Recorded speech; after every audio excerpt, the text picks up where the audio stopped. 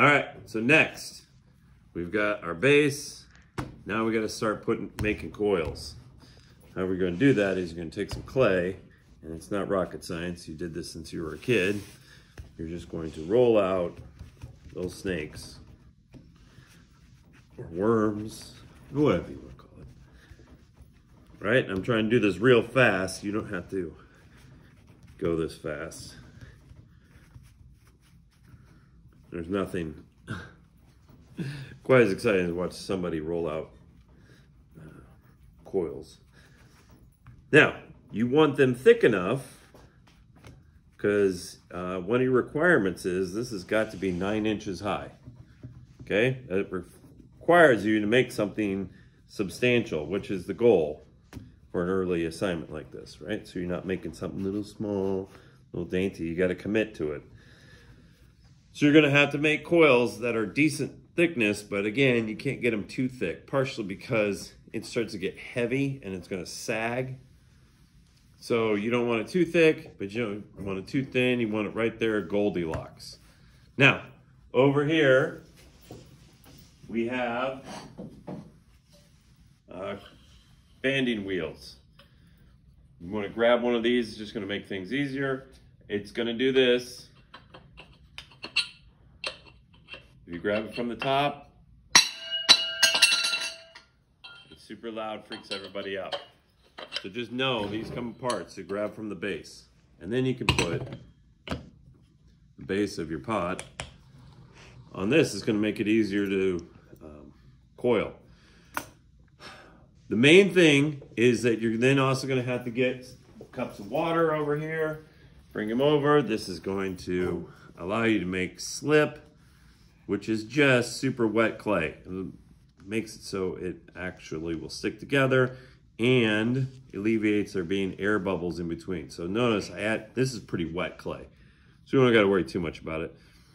But I add some water there. If it's drier, you're going to have to make it add more water to it. And I'm going to go through here, and I'm going to, that was slipping it, this is scoring it. I'm going to rough it up. You can actually use any tool for this, but I got a whole bunch of these knives, so this might work pretty well. But notice how I'm roughing it up. Then for my coil, I'm going to do the same thing. But like I said, this is really wet clay. We don't got to use a lot of water for it. I'm going to rough that up.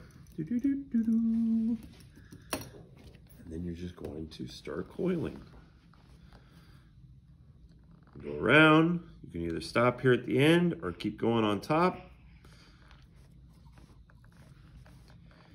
Now, the key here is you need to fuse these together. Remember we said clay shrinks when it gets dry, and when it does, it wants to pop off. So we've got to fuse these together. Chances are you're not going to see the inside here, so this doesn't really matter a whole lot. If you really want to, you could use a knife for this. Can you see that? I'm fusing these together. And then you can come in and smooth it a little bit. All the way around. And that should give us a pretty good base. It's going to stick together. It's not going to come off. Okay? And then I would smooth out the outside, but I'll show you that here in a second.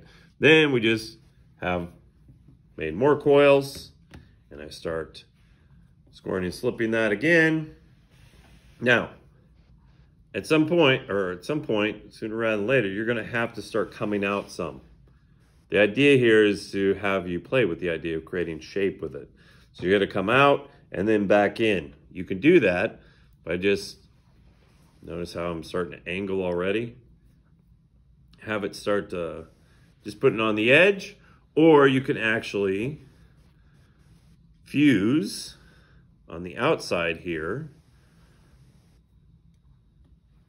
like build a shelf, put another layer on, build another shelf, build a layer on. One thing you gotta watch out for is this is going to start to get heavy, especially because we got some pretty wet clay right now. as it gets heavy, it's going to want to sag. So if you come out too fast, then it just starts to sag and you don't see this. If that starts to happen, you do one of two things. You can stop for the day. And again, you don't want it to dry out, but you can just set a bag on top of it in your locker and it will slowly stiffen up just a little bit. At which point, then the next day when you come in, you can build onto it and it won't run the risk of sagging. Or if there's a real problem, you can take this and turn it upside down and try building it that way. The problem with that is you're not going to be level here, so you're going to have to build it, and before it dries, make sure you flip it back over so we can go flat. But that's like an emergency case scenario. So if you follow over here, we got these examples. Notice this one started out wide and then came in, and this one went up, went out, came in. It's up to you. We just don't want a cylinder. We want to try and be a little more exciting than that.